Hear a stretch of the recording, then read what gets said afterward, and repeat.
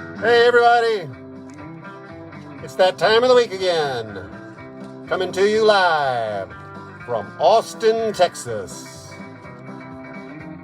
We have been keeping it weird since 1976. Remember, we are all a little weird, life is a little weird, and one day you will find someone whose weirdness is compatible with yours and fall in love, so said Dr. Seuss. Hear, hear, time for your fun Texas fact. Known as the Lone Star State, it has actually belonged to more countries than any other state in the Union, and in fact belonged to 5 different countries in one lifetime. Texas is about the size of the Ukraine.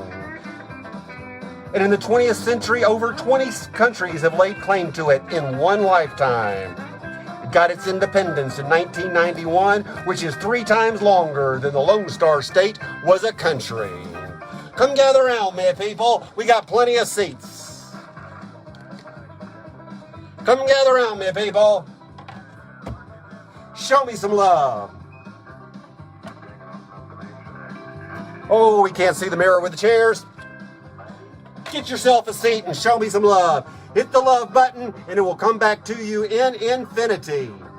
Don't hit the anger button. We got plenty of that. Thanks for those love buttons. I see it. Thank you, Blue. Hey, Stephanie.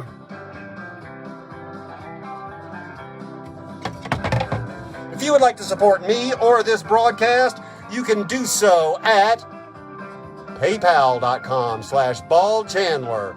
If you don't have that, you can also do it at venmo.com/The Chris Chandler Show. If you want to be a continuing supporter, do so at patreon.com, The Chris Chandler Show. Thank you so much. If you like this, please remember to share it. Share it while you're watching. Maybe we'll get the audience larger. Enough. Enough of those crass commercial announcements. Enough.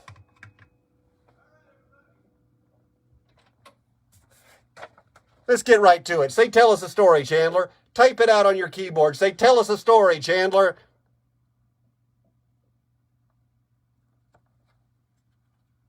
Hey, Bear, how you doing? We're going to get right to it. This poem is by me and Phil Rockstro. It was on the Collaborations record. I think I did it with Chuck Brodsky. I don't think I've done it in this century. I don't know why. It's a good one. And it seems as appropriate today as it did when it was written. Borderline insanity. Imagine if overnight all borders evaporated. While you slept, some divine trickster turned the globe upside down and began to shake it like a giant Etch-a-Sketch, erasing all previous national boundaries and then randomly doodling new ones. A Park Avenue executive awakens to find himself on a street corner in Calcutta clutching a beggar's bowl. A desert Bedouin finds himself waiting a crosstown bus while an Englishman sits down to his breakfast of sushi, couscous, and a Pop-Tart. We are mortified. In my closet, I find only a loincloth and a derby. Who's responsible for this, we demand? Naturally, the British blame the French and vice versa. The third world blames America. America blames everyone, while the very, very self-absorbed blame themselves. The Pentagon calls for a meeting of the Joint Chiefs of Staff, and Italian generals arrive, arguing passionately whether espresso or cappuccino should be served. Talk radio airways fill with a raging debate spoken in Gaelic, opera, soars in Swahili. The Queen opens her mouth for a speech addressed to the House of Lords, and out pops an obscene Portuguese sailor's drinking ditty. You pull out your driver's license and find that your name is now Lord Juan Murray, Smith Corona, Kimba Skipper, Moon Pie, Sitting Bull, Chip, Toot Uncommon, Yang, Sparky Dog, O'Malley III, and your personal checks must read as such. Make the world make sense again, as if it ever did. I want a world back where the English drink tea and the Irish eat potatoes and the, what do you mean potatoes originally came from Mexico? Well, what do you mean you'll bet me all the tea in China? Well, at least we could send the pasta needles back to where they came from China. Well, then at least we could send those Italians back that awful red sauce. No? Tomato-based red sauce is from Mexico again. What is it with these Mexicans? This sounds like a plot for global dominion. They should have never opened up that food court at the Tower of Babel. Now, the Bible warns of this. Hey, who changed my Bible back to these weird symbols of Hebrew and Greek? I want the original version of the Bible, written in God's own English. What do you mean you tested me and I failed the genetic you ain't from around here, are you, buddy, genetic makeup test? What do you mean you can trace my origins even further back to early Homo sapiens wandering across the African savanna, heading towards Europe and Asia? What do you mean you trace my heritage even further back to a puddle of muck? And I should be deported back to where I came from. Where I came from? Where the hell do you think you came from, big shot? Same damn place, only the thing is, I bet you came from the other side of the primordial ooze. I bet you came from the other side of the cell division. We should call the evolution police and report ourselves. Hold on, not so quick there, yeah. I think we should discuss this before we do anything too rash. What do you say we discuss it over lunch? Anything sound good to you? Italian, Chinese, Mexican, Russian, Ukrainian? What do you mean you put pork in your borscht? This means war! And there you have your poem of the week. It is time, my friends, soon for your moment of spin. Hang around. How y'all doing? Hey, Jano, how you doing? You getting ready for your moment of spin? A couple of quick announcements. Big progress is coming along.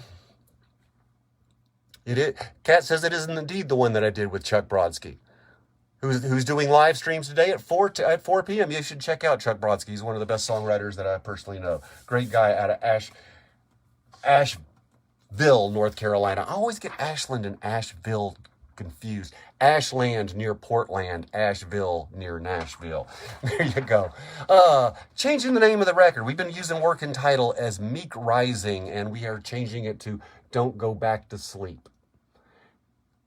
Yes, indeed. More news coming about that. You can check my website, and there will very soon be some details about how you can order it. We're expecting it to come out in mid-May, and we're going to do a CD release party at the Monkey House in Berkeley, California, and we're going to do a live stream at the 8:30 Club. Paul and I are going to play the entire album live in person. That's my announcements. I am wanting to do a I am now living in Austin show, probably in May. If you've got an idea for an Austin venue for that, please let me know, because I want to do it. There you go. Hey, Kathy Gould. Are you ready for your moment of spin? Ooh, I should get you to type that out. Would you type that out for me? We're ready for our moment of spin.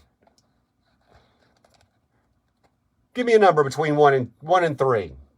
Okay, a number between 0 and 4. How's that? Because 2 is actually the only number between 1 and 3. A number between 0 and 4.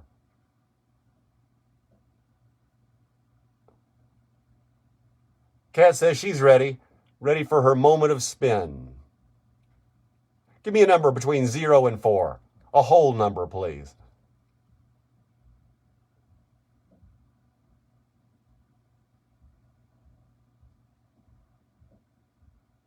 Jenny says she's ready. Thomas says 2. 0, 1, 2. This time it is from Observations from a 24-Hour Laundromat. Jenny concurs with 2. Give me a number between 1 and 130. 1 and 130. Observations from a 24-Hour Laundromat. Jenny Wiggins says number 22. This seems appropriate for today's theme. No, actually, average minds think alike. There you have it, your moment of spin. Thank you so much for gathering around. We will see you on the other side. Keep Austin weird.